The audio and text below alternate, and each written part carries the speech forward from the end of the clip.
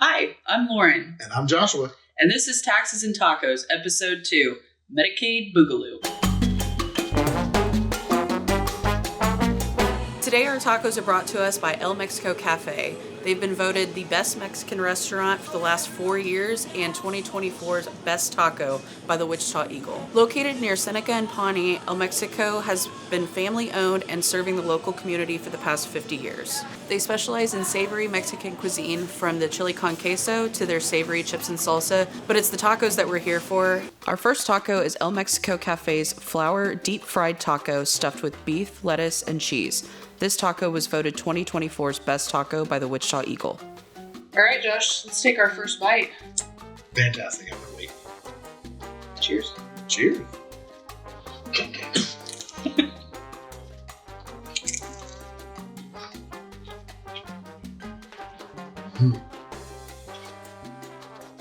That's so good.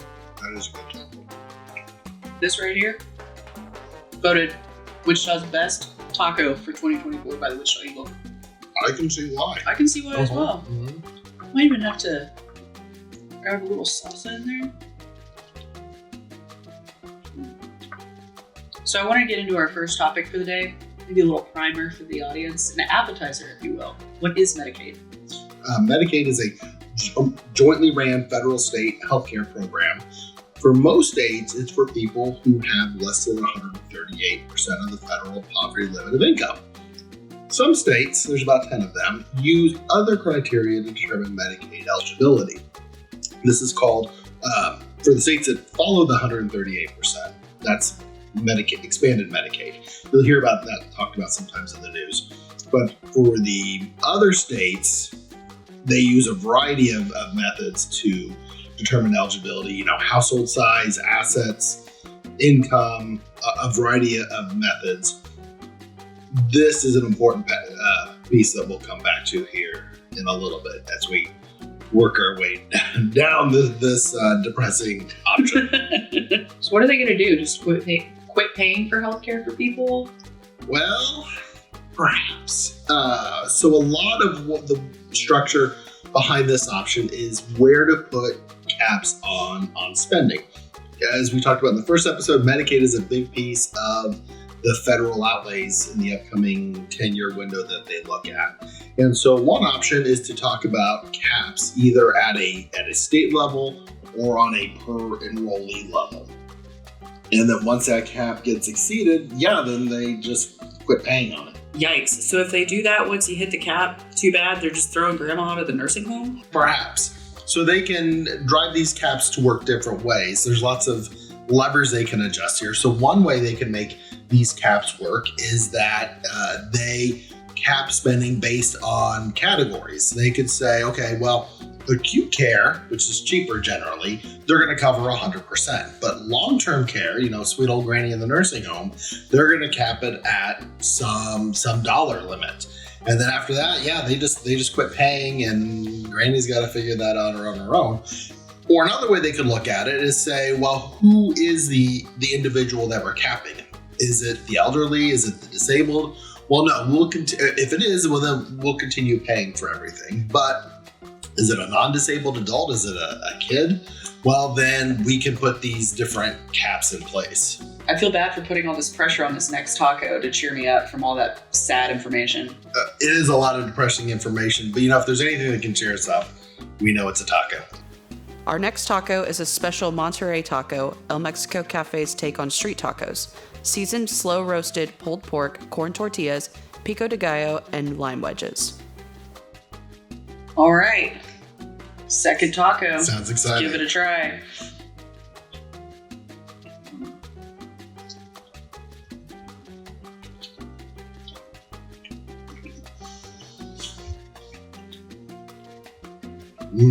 This is also another solid choice. Mm-hmm. 2 winners. Yeah, so far 2-0. I think there is a little spice in there. I don't know if that's from the pico there on the top, or how they got the pork season, but it's a nice little hint of spice. Yeah, that pork is cooked to perfection, and the pico de gallo on top, very yummy. They don't skimp on the pork either. This thing is packed. Mm-hmm.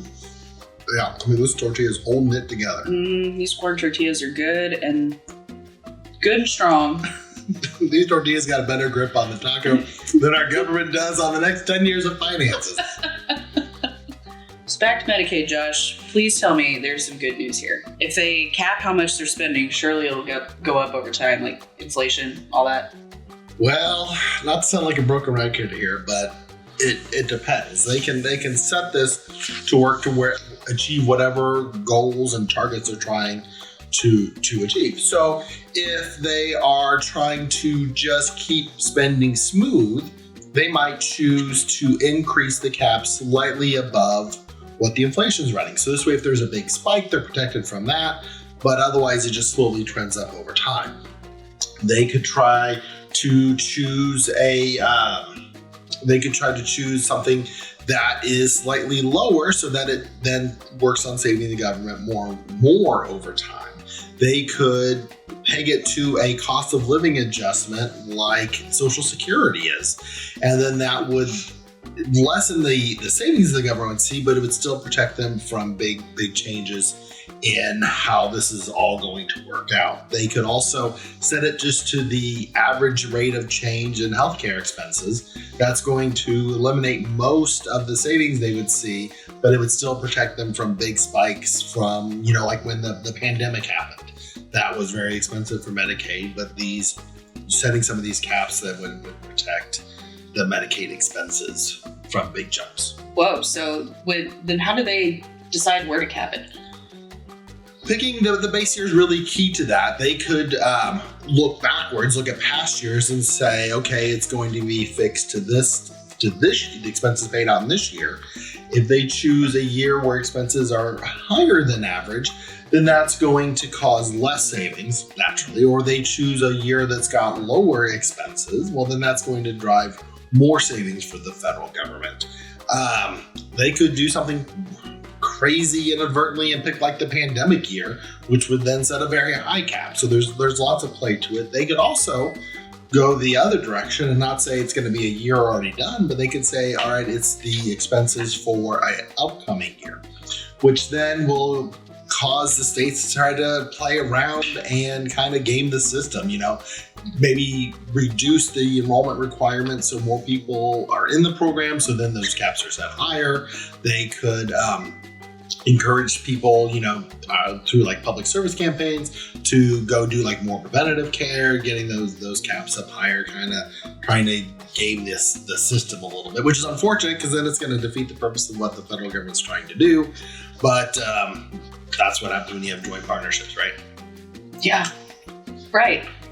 And the only thing worse than the states trying to cheat the Medicaid system is me leaving this third taco behind.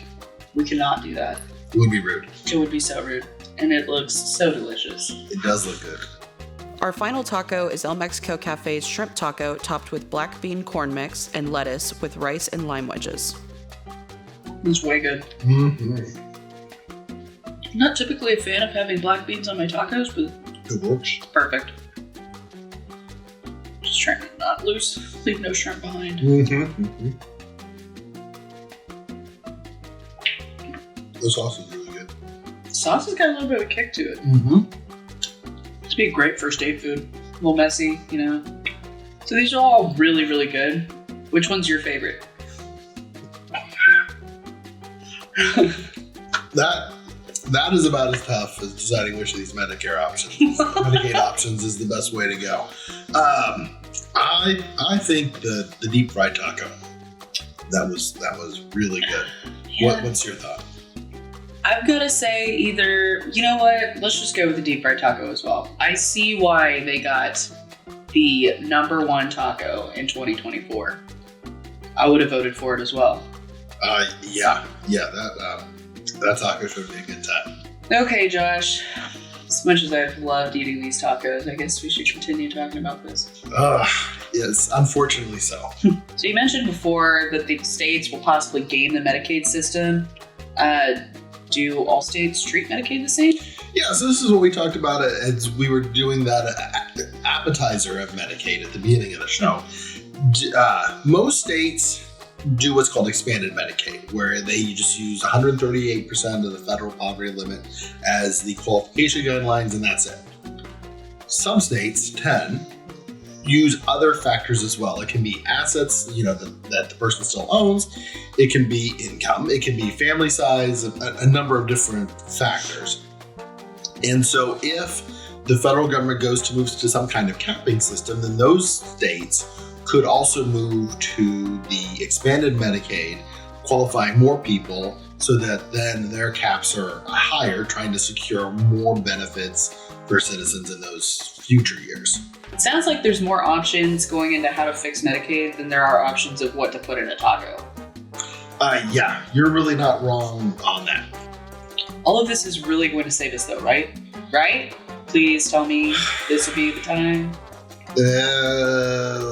Maybe. Remember, our scale here is we're looking at the federal deficit being between $500 billion and $1 trillion in some of these future years. That's the scale where we're needing to measure these numbers against. And so a lot of these results are going to depend on how they mix and match the options. Are you looking at caps per enrollee? Are you looking at statewide caps? Are you looking at caps based on the type of people that are enrolled? Are you looking at caps based on the type of care being the deciding factor? In the study the Congressional Budget Office put together, they thought it was going to be an $850 billion savings over 10 years. And the savings are very small at first. And of that $850 billion, most of it's occurring in the later years. So these are some things that are going to really impact people. I mean, if you think about it, as you continue to age, your need of healthcare just increases. And so changes to the Medicaid program are going to be very impactful to people in not a great way. And the projected savings are not super exciting in the near term. I mean, it's not until you get to years like 8, 9, and 10 of their study that you're seeing even $100 billion savings in a year. And a lot of it's going to depend on like the base year that they picked to change, to dictate how the caps grow and which of these different options they decide to put into play to achieve whatever policy goals they're trying to achieve. So it's going to help. It's definitely not the magic bullet. We're just not going to see it immediately. Yeah, that's it exactly. All right. Well, that's all the time and tacos that we have for today.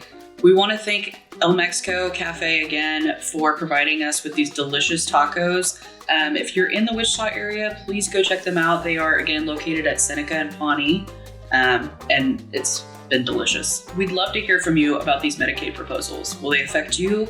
Will they affect your family? Sound off in the comments and let us know below what you think. And as always, like and subscribe for more. I'm Lauren. And I'm Joshua.